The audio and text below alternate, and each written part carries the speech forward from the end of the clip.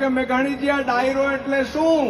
અને ત્યારે ઝવેરચંદ મેઘાણીએ જવાબ આપ્યો કે ભાઈ અમારું ગામડું બોલે અને શહેર સાંભળે એનું નામ ડાયરો.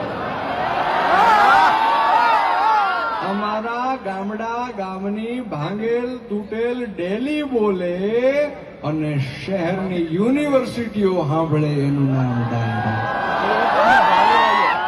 અને અમારા ગામડા ગામનો કોક ગાંડો ઘેલો અભણ માણા વાતો કરે અને શહેરના ભણેલા ગણેલા ડાયા માણસો અદપ વાળીને સાંભળે એનું નામ ડાયરો, એનું નામ લોક સંગીત, એનું નામ લોક સાહિત્ય.